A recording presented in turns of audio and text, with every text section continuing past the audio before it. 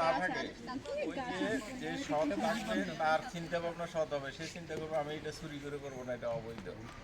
অসৎ মানুষেরা তারা পাহাড় মাটি গাছগুলো শেষ করছে, জায়গা জমি সব জবরদখল করে নিচ্ছে। তারপর এখন কি করতে আছে, গাছ তো নাই, এখন ওই যে মাটি খেচ্ছে, মাটি বিক্রি করে, মাটি চুরি হয়। আমি এই এলাকায় এসে, আমি প্রায় 22 বছর জব করতেছি, এই এলাকায় এসে করতেছি যে রাত্রেবেলা মাটি চুরি করে, এক গাড়ি মাটি চুরি করে 1000 টাকার, মানে 300 টাকা যদি লেবার বিল দেয়, 300 টাকা তার তেল খরচ করলে 400-500 টাকা লাভ হয়। তো সেই চিন্তা করে রাত্রে যদি আমি 20 গাড়ি মাটি চুরি করতে পারি, তাহলে আমার 10,000 টাকা থাকবে। ওই থিওরিতে সে কাজ করতে। আপনার প্রথমে আমাদের কী করতে হবে, আমাদের ওই যে বলছি না আমল করতে হবে, আমল আমরা করি না, আমরা শুনি, কথা শুনে যাই বা করে যাই, নিজেকে সৎ মানুষ হিসেবে করে তুলতে হবে, সততা থাকতে হবে। আপনি এইখান থেকে এক সময় দেখা যাবে একজন অফিসার হবেন, বিসিএস ক্যাডার হবেন, এসিল্যান্ড হবে, টিএনও হবে, চেয়ারম্যান হবে, কেউ না কেউ এইখান থেকে। আমরা তো আর বেশি দিন থাকবো না, আমাদের পরে আপনারা এক সময় আসবেন, আমাদের চেয়ারগুলো আপনারা দখল করবেন, ওইখানে আপনার মানসিকতা চেঞ্জ করতে হবে। যে আমি যেরকম আমার একটা পরিবেশে আমি আমার ছেলে মেয়ে পরিবারকে ভালো রাখতে চাই, আমার পার্শ্ববর্তী যারা আছে তাদেরকে যদি ভালো না রাখতে পারি, আমি কি ভালো মানুষ হইতে পারবো? আপনি ভালো থাকতেই পারবেন না, ভালো মানুষ ভালো আপনার আপনি ধরেন 2জন লোক বা 5জন লোক বিত্তশালী, বাকি সব ওই চোর বাটপার সিটার পুরো এলাকায়, আপনি ওইখানে বসবাস করে শান্তি পাবেন? আপনার ছেলেমেয়েরা ভালো হবে? তাদের ভালো পরিবেশের জন্য আপনার পুরো সমাজটাকে পরিবর্তন চেঞ্জে আনতে হবে, পরিবেশ ভালো রাখতে হবে, সবাইকে নিয়ে ভালো থাকা, এটাকে ভালো বলে। আমি একা ভালো আছি আর সবাই আমার নেতৃত্বে চলবে, আমাদের থিওরি হয়ে গেছে ওইটা। পলিটিক্যাল বলেন আর ওই চাকরির ক্ষেত্রে বলেন, আমলাতান্ত্রিক বলেন, এই জিনিসগুলো আপনাদের থেকে চেঞ্জ করে আসতে হবে, আপনারা নিজেরা পরিবর্তন করতে হবে। হ্যাঁ, ওইটা বাধা আসবে, ভালো কাজের জন্য বাধা আসবে, আর খারাপ কাজের সংখ্যা বেশি। কারণ আমাদের পুরো বললাম না, 90% লোক খারাপের সাথে জড়াই গেছে, যে কোনো কারণে, পরিবেশের কারণে হোক বা যে পলিটিক্যাল কারণে হোক বা যে কোনো কারণে হোক। স্বাধীনতার 54 বছর শেষ হয়ে গেল, আমরা আমাদের মৌলিক যে চাহিদাগুলো আমরা কি আজও পূরণ করতে পারতেছি না। আমরা সব কিছুর জন্য আমাদের বাপ মায়ের উপর নির্ভরশীল, কিন্তু রাষ্ট্র কি বলছে, রাষ্ট্র বলছে আমাদের মৌলিক 5টা চাহিদা পূরণ করতে পারছে। আমরা আমাদের আত্মীয় স্বজন, বাবা মা বা স্বামীর উপর সবাই নির্ভরশীল, আমাদের মৌলিক 5টা চাহিদা পূরণ করতে আমরা পারি না। কিন্তু আমাদের যে পরিবেশ, যে সম্পদ যে ছিল বা যে ছিল, আমরা এগুলো কী করতেছি, আমাদের মেন্টালিটি চেঞ্জ করতে পারি না। আমরা জবরদখল করে, সরকারি জায়গায় একটা পাইলে জবরদখল করে ফেলি। কেন আমি সরকারি জায়গায় জবরদখল করবো? এটা তো আমার ব্যক্তিত্বের ব্যাপার, সম্মানের ব্যাপার। মানুষ যদি ব্যক্তিত্ব না থাকে, তাহলে তার বেঁচে থাকার, সে তো ডাকাইতে হইতে পারে, যা ইচ্ছে তা করতে পারে, ফেরাউন নমরুদ বা ইয়ের মতো লোক হইতে পারে, তারা যা ইচ্ছে তা করে ফেলতে পারে। আপনি যদি মানুষ হন, আপনার চিন্তাধারা চেঞ্জ করতে হবে, মেন্টালিটি চেঞ্জ করতে হবে, আপনাকে ভালো কাজ করতে হবে। আর ভালো কাজ করতে পারলে আপনি, এই যে বললাম না, এই যে সারা গাছগুলো, এগুলোকে আপনি কাটবেন, এটাকে বড় হইতে দিবেন, বড় হইতে দিবেন না, কেটে ফেলবেন। আপনার এই যে বিলুপ্ত প্রজাতিগুলা বিলুপ্ত কেন হচ্ছে, এগুলো তো আগে বাড়ি ঘরে হয়ে থাকতো এমনি। আমরা কি করছি, আমরা ওই জায়গা দখল করে ফেলছি, আমার গাছ এগুলো সহ্য হচ্ছে না, এগুলো কাইটে আমি ধান ক্ষেত বানাচ্ছি, তারপর আমি অন্য কিছু করতেছি, হয়তো ওই যে ধান চাষ করতেছি। আমাদের মেন্টালিটি কী ছিল এক সময়, যে আমি 1 বছরে আমার পরিবারে 5জন লোক, আমার 50 মণ ধান হইলে, ওর চাইল হইলে ওটা হবে, আর ঘরে দিয়ে একটা গরু টরু মাছ টাছ থাকলে আমার এটা চলে যাবে। কেন? আপনি পরিবেশ রক্ষা করে, গাছগুলো রক্ষা করে, ওইখান থেকেও আয় করা যায়, আয় করা যায় কি না, সেটা আমার জানতে হবে। আমাকে দক্ষ নাগরিক হইতে হবে, দক্ষ মানুষ হইতে হবে, সৎ মানুষ হইতে হবে। এই গাছ এগুলোর ভিতরে আমি কিন্তু এটা সুইজল চাষ করতে পারি, এই সুইজলটা ছায়ার মধ্যে হয়। আমরা হলুদ আদা করতে পারি, তারপর যে এলাচ, 1 কেজি এলাচের বীজের দাম কত?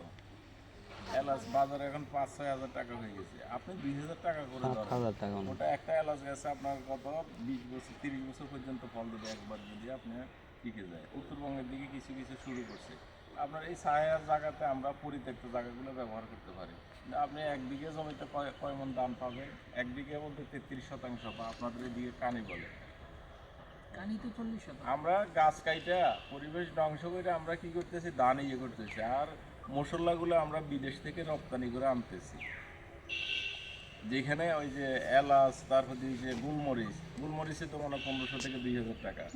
তারপর দিয়ে যে এটারে কি বলে কাঠবাদাম এখন 1200-1300 টাকা। ছায়াও পাচ্ছে, আবার বাদামও আমরা ইয়ে করতে পারি, কাজু বাদাম, তারপর দিয়ে পেস্তা বাদাম, এবং আরেকটা ইয়ে আছে মানে আখরোট। এরপর জাফরান 1 কেজি জাফরানের দাম আপনার 30-40 হাজার টাকা, ওরকম না? কিন্তু আমরা ওইটা জানি, আমরা ওগুলো বাইরে থেকে লক্ষ লক্ষ টাকা ব্যয় করি, কিন্তু আমরা শিখছি আমাদের দাম চাষ করতে হবে। সারা বছর কষ্ট করে 500 টাকা। অর্ধেক 75% খরচ হয়ে যাচ্ছে আপনার ইয়েতে। আমার পরিবেশ ঠিক রেখে, আমার যে কক্সবাজারের যে পরিবেশটা ছিল, আমরা পর্যটন শিল্প বিশ্বের সবচেয়ে দীর্ঘতম সমুদ্র সৈকত এটা, কিন্তু আমরা কাজে লাগাইতে পারিনি। আমরা পাহাড় শেষ করে দিয়েছি, বাগান শেষ করে দিয়েছি, গাছ শেষ করে দিয়েছি। গাছের সাথে মাতৃ গাছ যেগুলো এখন ওনারা আপনাদের ইয়ে দিছে, এগুলো একসময় পরিপূর্ণ ছিল, সমৃদ্ধ বন ছিল, বন্যপ্রাণী ছিল, হাতি ছিল, এখানে বাঘ ছিল, হরিণ ছিল, বানর, ভাল্লুক, এগুলো সব সমৃদ্ধ বনাঞ্চলের মধ্যে যা কিছু থাকার দরকার সব কিছু ছিল, সব আমরা শেষ করে দিয়েছি। এটাকে আমরা পলিটিক্যালভাবে পারিনি, নিজেরাও পারিনি। আমরা পর্যটন শিল্প হিসেবে গড়ে তুলতে পারলে আমাদের বসে বসে আমরা ইনকাম করতে পারতাম। আমরা ব্যবসা বাণিজ্য করে, আমরা ট্যুরিজম বা আমাদের যে ম্যান পাওয়ারটা, আমাদের জনসংখ্যা বেশি, আমাদের তুলনায়, আমাদের ল্যান্ডের তুলনায় আমাদের জনসংখ্যা অনেক বেশি, ক্ষুদ্র দেশ। কিন্তু আমরা এটা যদি প্রপার জনসংখ্যা, চীনের জনসংখ্যা কত? 1,40,00,000 উপরে, না না, এখন 140 লাখ। 80 থেকে 2 কোটির কাছাকাছি চলে গেছে। 1,70 থেকে 170 থেকে 180 কোটির মতো হয়ে যাবে, ওরকম চলে গেছে। তো তারা কি করতেছে? তারা সারা বিশ্বে বাণিজ্যিক আগ্রাসন করে সারা বিশ্বটাকে তারা দখল করে নিয়েছে, ক্যাপচার। তাদের লেখাপড়া আমরা চিন্তা করি আমার বিশ্ববিদ্যালয় থেকে MA পাস করতে হবে না, আর আমাকে একজন দক্ষ, সৎ এবং আদর্শবান নাগরিক হইতে হবে। তো আমি MA পাস করে আমি চিন্তা করি ওই বাপের গরু এটা এখানে বাজারে ব্যাগ ধরবো, আমাকে তো করবে। আমার লজ্জা করে না? আমি এর পাশে আবার TS একজন রাখি, মানে 2-1 জন আমার পিছিয়ে করে, আমি তো MA পাস, আমি বাজারে ব্যাগটা ধরবো, ওদের লজ্জা করবে। বাবার ধান খেতের ধান কাটতে আমি চিন্তা করি মানুষ কী বলবো, আমি তো MA পাস। ওরকম শিক্ষার আমার দরকার নেই, কর্মমুখী শিক্ষার দরকার। চীনে বিপ্লবের পিছনে একমাত্র কারণ হয়েছে তাদের বিশ্ববিদ্যালয়গুলো 1 যুগ বন্ধ রাখছে, 12 বছর বন্ধ রাখছে। আমি বিশ্ববিদ্যালয় থেকে ধরেন আমার বাংলাদেশে প্রত্যেকটা বিশ্ববিদ্যালয়, প্রাইভেট এবং সরকারি বেসরকারি সব মিলিয়ে আপনার 50 লক্ষ লোক বাইর হয়, আর সবার ইচ্ছা থাকে BCS ক্যাডার হবে। আমার সরকারি চাকরির পোস্ট কয়টা আমার চিন্তা করতে হবে। আমার দেশ তো শিল্প উন্নত দেশ না, নাকি? এখনো কৃষি নির্ভরশীল দেশ, শিল্প উন্নত দেশ। আপনাদের বেশিরভাগ ক্ষেত্রে এখনো ওই যে চাষাবাদ করে বা করে, বেশিরভাগ অর্থনীতির আপনার 50% কিন্তু আসে আমাদের কৃষি জমির থেকে। বাকিটা আমরা কাজ করি বা রেমিটেন্স, গার্মেন্টস বিভিন্নভাবে আমরা পূরণ করি। আমার দেশে যদি 50 লক্ষ লোক প্রতি বছর বাইরে হয়, আমরা কয়জনের চাকরি দিতে পারি? কয়জন চাকরি পায়? BCS ক্যাডার বললাম 2000 লোক প্রতি বছর এভারেজে করলো, নন ক্যাডারে আরও 2000 গেল, বিভিন্ন শিক্ষক বা দিয়ে কারণ আমি একটা পদে ঢুকলাম, যে পদটা এটা আমি 30 বছর করবো। এই 30 বছর জব করার পর আমার এই গ্যাপটা পূরণ হবে। আপনি আসলে তো আপনাকে করতে হবে। সরকারিভাবে নতুনভাবে তো পদ সৃজন করা হচ্ছে না, খুব কম, খুব সীমিত। তাইলে আমার এই শিক্ষিত লোকগুলো একটা বোঝ হয়ে যাচ্ছে না, জাতির জন্য বোঝ হয়ে যাচ্ছে না?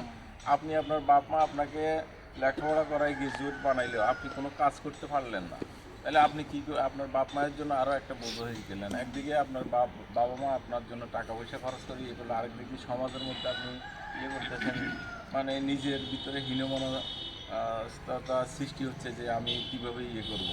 আমি MA পাস করলাম বা ডিগ্রি পাস করলাম বা করলাম, আমি কোনো কাজকর্ম পাচ্ছি না, বেকার করতেছে। ছেলেদের ক্ষেত্রে তো আরও বেশি সমস্যা, তারা বিয়ে করতে হয়, সংসার করতে হয়, বা বিয়ে করতে পারো না, অনেকে চিন্তা করে সংসার ফ্যামিলি চালাবো কীভাবে। বাপের দিনার জমি এগুলো তো যেগুলো আছে, এগুলো তো টাকা তো আমাদের জ্ঞান কি বাড়তেছে, কমতেছে কেন?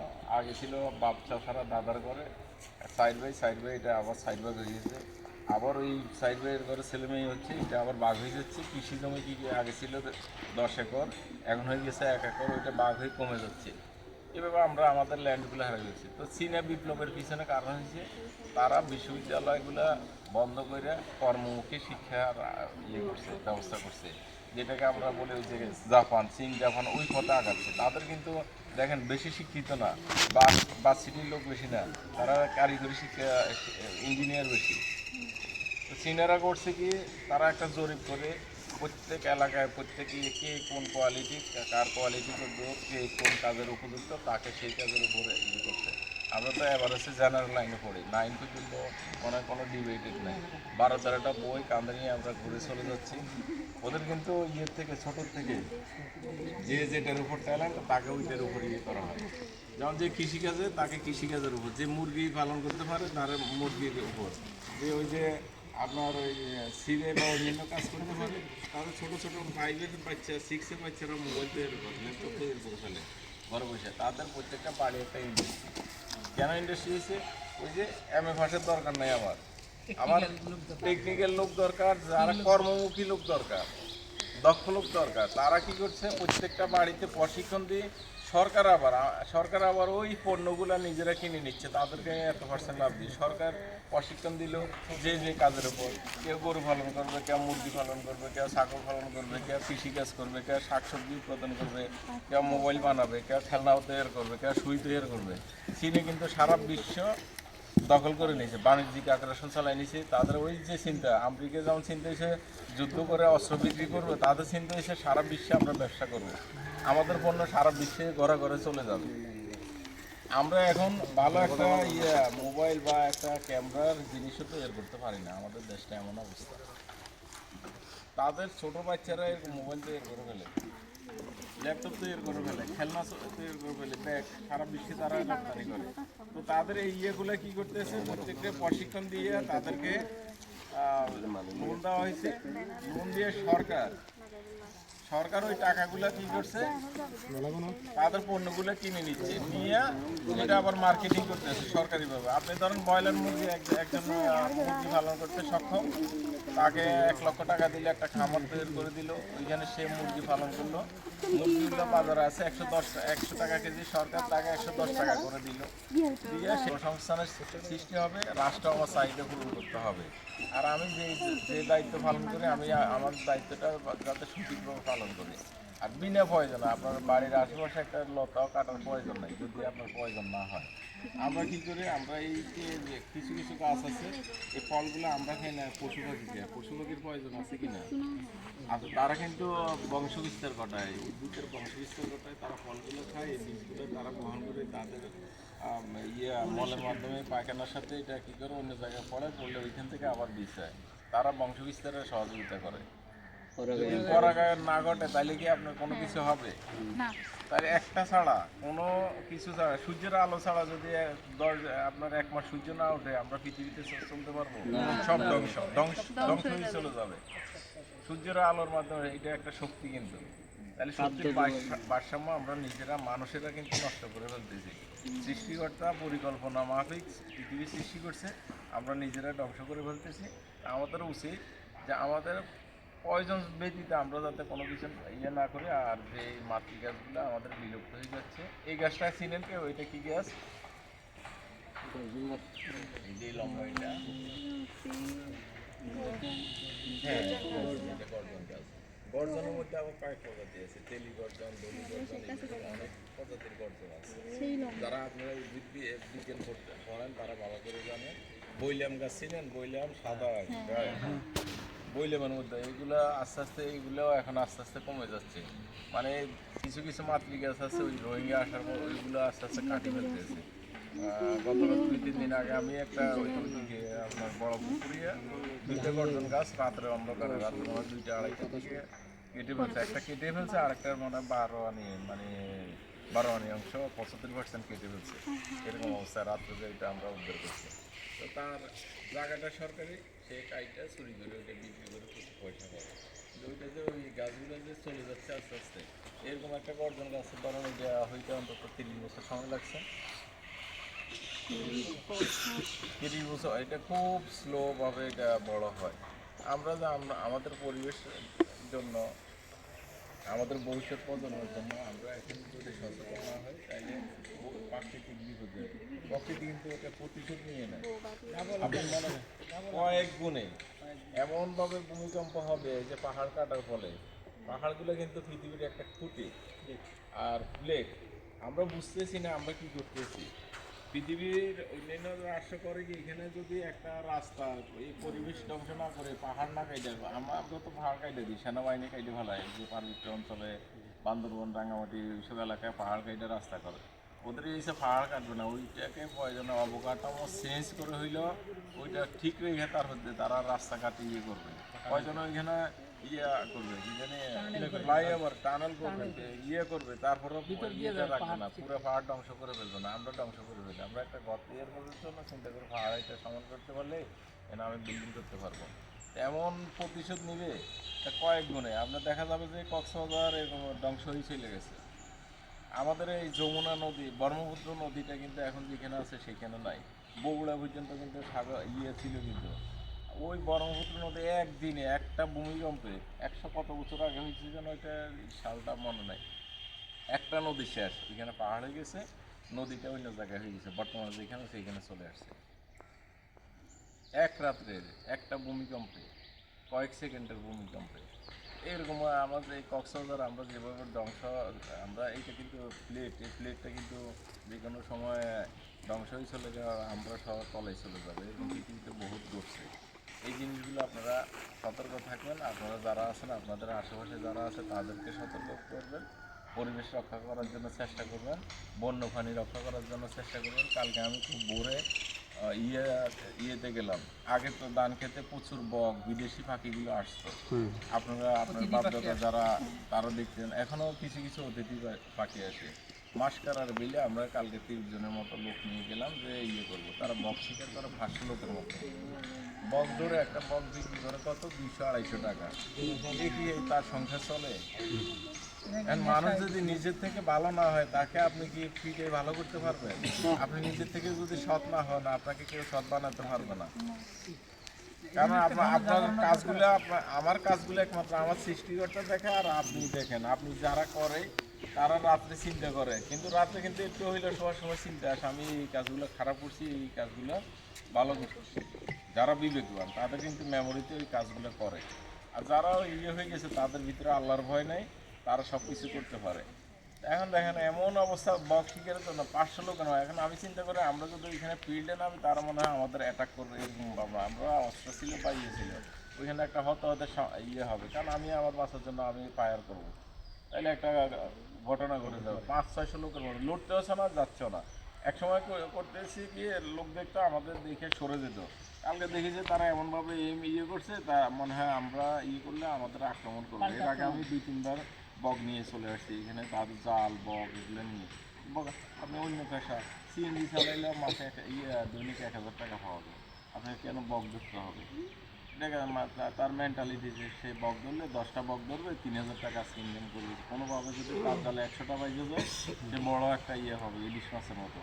ওই সাগরে চলে যায়, সিগন্যাল 5 নম্বর থাকলেও চিন্তা করে আজকে বেশি পাবো, লোভে পাপ পাপে মৃত্যু। সবাই ভালো থাকবেন আর পরিবেশকে ভালো রাখার চেষ্টা করবেন। আর ওনারা যে কথাগুলো বলছে আমি হয়তো অনেক সময় নিয়ে বলছি, ওনারা বেশি ইয়ে করে বলছি বা আউটলাইনে চলে গেলাম।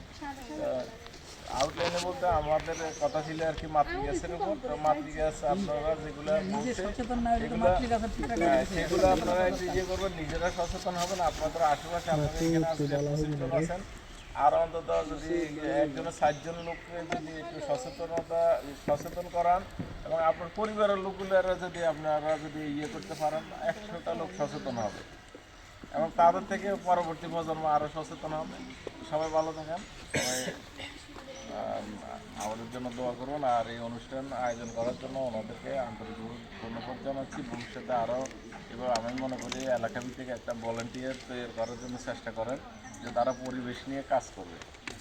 আমাদের প্রত্যেক এলাকায় যাতে একটা, যেমন উকিয়াতে একটা আপনারা এমন একটা টিম তৈরি করুন 100 জনে, এক ডাকে সবাই আসতে পারে, হ্যাঁ, যাতে এক ডাকে সবাই আসতে পারে, এবং তাদেরকে একটা প্রশিক্ষণের ব্যবস্থা করবেন, তাদেরকে একটা যাতে সম্মানী বা একটা বাতার ব্যবস্থা করা যায়, যে কোনো সংস্থা থেকে এইভাবে একটা ব্যবস্থা করার তারা যাতে পরিবেশ নিয়ে কাজ করতে পারে। ভবিষ্যতে তারা বিভিন্ন ইয়েতে প্রতিষ্ঠানে কাজ করবে, তারা এই সংগঠনটা যাতে ইয়ে থাকে, জীবিত থাকে। ধন্যবাদ সবাই। আসসালামু আলাইকুম।